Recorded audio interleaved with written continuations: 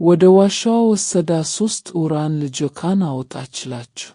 ስድቅስ እንደ መቃርስ የተባለለት የመነኮሳት ሁሉ አለቃ ከ80 ዓመታት በላይ በበረሃ የኖሩ በግብፅ ትልቁን ገዳም አስኬጥስን የመሠረቱ ከ50,000 በላይ መነኮሳትን ይመሩና ይመግቡ የነበሩ ፍጹም ጻድቅ ናቸው። አባ መቃርስ በ4ኛው መቶ ክፍለ ዘመን አርዮሳውያን ደጉን ታላቅ አባት በሰንሰለት አስረው ከግብፅ ወደ እስያ በረሃ ከጓደኛቸው ቅዱስ መቃርዮስ እስክንድርያዊ ጋር አሰደዋቸዋል። በዚያ ለ2 ዓመታት ስቃይ ከተቀበሉ በኋላ በአረማውያን ፊት ድንቅ ተአምር አድርገው አረማውያንን ከነንጉሳቸው አጥምቀዋል። በተሰደዱባት ሀገርም ጌታችን ኢየሱስ ክርስቶስ ስም አጠራሩ ይክበርና እመቤታችንን፣ ቅዱሳን ሐዋርያትን፣ አእላፍ መላእክትን በተለይ ደግሞ ቅዱሳኑን ዳዊትን አስከትሎ ወርዶ ተገልጦላቸው የምሕረት ቃል ኪዳን ገብቶላቸዋል። ቅዱስ መቃርስ ከዘመናት በላይ በቆየበት የበረሃ ሕይወቱ አባ ብሶይ፣ አባ ባይሞይ፣ አባ ሳሙኤል፣ አባ በብኑዳን ጨምሮ እርሱን የመሰሉ ያከሉ ቅዱሳንን ወልደዋል። ከገዳማት እየወጡ በብዙ ቦታዎች ቅዱስ ወንጌልን ሰብከዋል። አጋንንትን ድል ከመንሳት አልፎ እንደ ባሪያ ገዝተዋቸዋል። ለዓይንና ለጆሮ ድንቅ የሆኑ ብዙ ተአምራትን ሰርተዋል። ታላቁ አባ መቃርስ እጅግ ሩህሩህ አባት ነበሩ።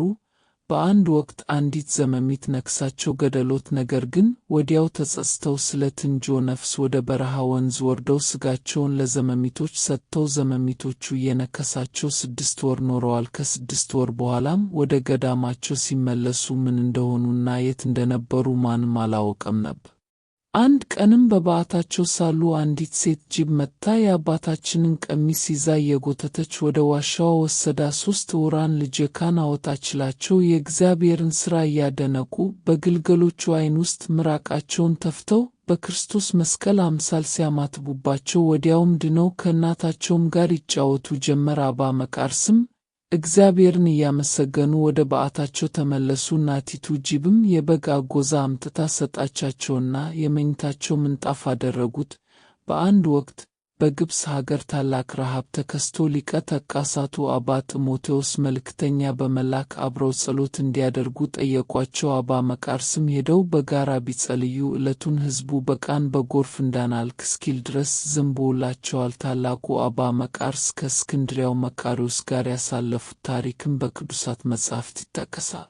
ጌታችን ኢየሱስ ለሁለቱም በአካል ተገልጦላቸው ታቦቱንና ንዋየ ቅዱሳቱን አክብሮታል። ሐዋርያው ቅዱስ ጴጥሮስና ወንጌላዊው ቅዱስ ማርቆስም በአካል ተገልጠው በቅዳሴ ጊዜ ተራድተዋቸዋል። ቅዱስ ቆሎስና ቅዱስ ዮሐንስም የራሳቸውን መልእክት አንብበውላቸዋል። ቅዱስ ዳዊትም መዝሙሩን ዘምሮላቸዋል። መንፈስ ቅዱስም በርግብ አምሳል ወርዶላቸዋል። ቅዱሳን መላእክትም ይራዷቸው ነበር። አባ መቃርስ የጌታችን ሥጋ ወደሙን ከተቀበሉ በኋላ ስለ ክብሩ ሲሉ ዓመት ምራቃቸውን ሳይተፉ ኖረዋል። በመጨረሻም በ97 ዓመታቸው በሽምግልና ሆነው በታላቅ ክብር ነርፈዋል። ቅድስት ቤተ ክርስቲያንም ርዕሰ መነኮሳት የመነኮሳት ሁሉ አለቃ ስትል ትጠራቸዋለች። እኛም የዘመናችንን መናንያን በማገዝ ከበረከታቸው እንሳተፍ።